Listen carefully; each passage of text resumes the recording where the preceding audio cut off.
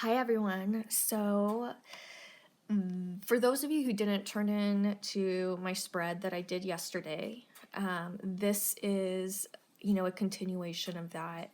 This is a spread that I've been doing daily since I went through a breakup with my boyfriend of 5 years. I've been doing a lot of introspection and reflection and literally just like unpacking 5 years worth of stuff. Overall, my relationship, I want to just point out, was really good. But what COVID did is it just brought some things to the surface that said, you know what, basically, you guys want some different things that, neither of you want to compromise on. So it was best that we went our separate ways. But with that said, it's really hard, not having him in my life every day.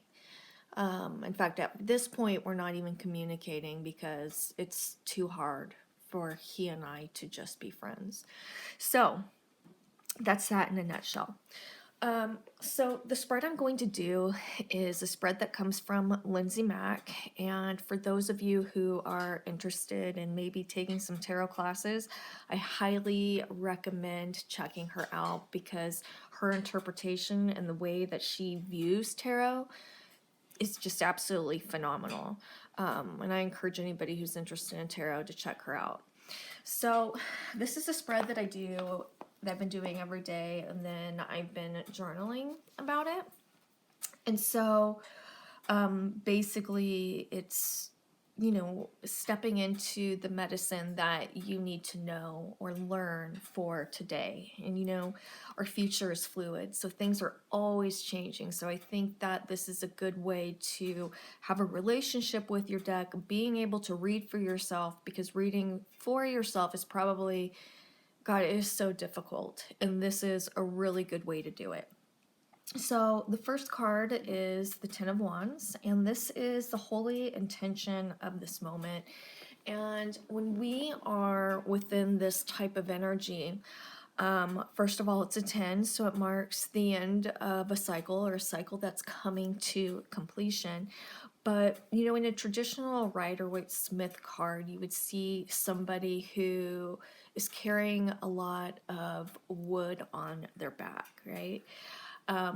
This symbolizes that this person is struggling. This person has taken on way more than they could possibly handle, and it's a good time to ask for help. Okay. In fact, looking at both of these cards, and I'm kind of jumping around. This is what a tarot reader does when she reads for herself. She jumps around. We have, again, the Ten of Wands, and then we also have the Nine of Wands. Again, completion, but also it's a time to really lean on the people that are around you for support, okay? I think that especially when we're going through something hard, at least for me, it's always hard for me to reach out to people and say, you know what, I'm having a hard time with this, or what do you think about this situation? Hey, I'm having another bad day. I just think that those are the ups and downs that we always deal with, no matter what situation that we're going, or moving through. The Queen of Wands is the hidden message beneath, the holy intention of this moment. It is happening beneath it. It's what's going on, but this is what's happening beneath it, if that makes sense. It's what we cannot see. The queens in general are the landscape of our life, okay? And it's all about that inward emotion, because the queens, of course, work with the element of water, emotion. Especially me being a woman and being so emotional, but also I'm also a fire sign.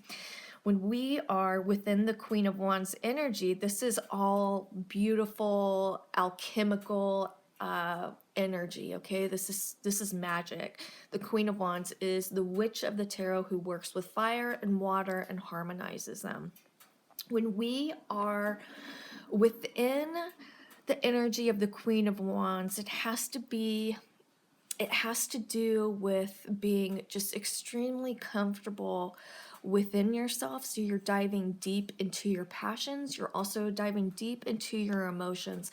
And this is just simply being comfortable with just being and being an authentic version of yourself. A good way to look at somebody who is invoking the Queen of Wands energy is if you see somebody and you're like, you know what, that person's cool. That person doesn't really abide to society's, construct.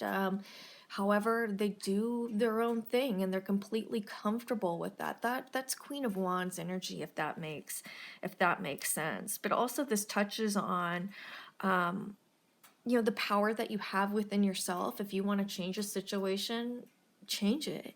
And a lot of times, especially in tarot and being a tarot reader, most of the people, not all of them, but most of the people that I read for treat their lives like that they are a participant in it and they are not the person that is in control of it. And we are such powerful beings that at any point in time in our lives, if we don't like something, we have the control to change it, or maybe, turn a negative situation into a positive.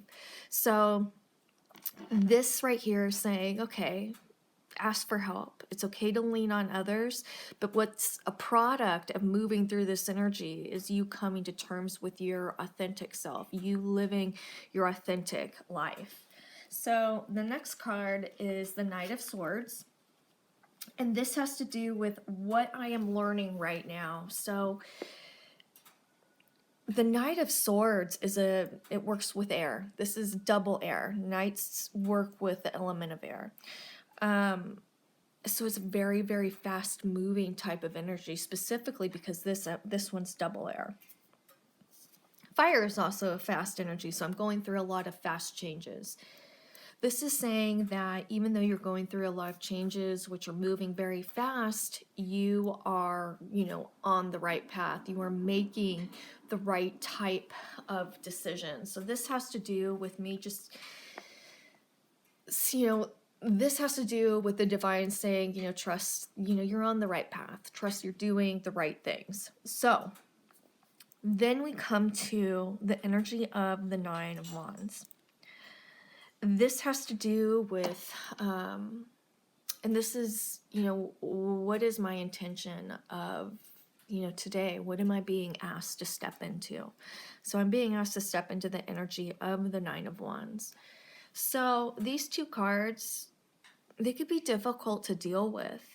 But one thing that I've learned about tarot, and I think it's so important for those of you who are tuned in, is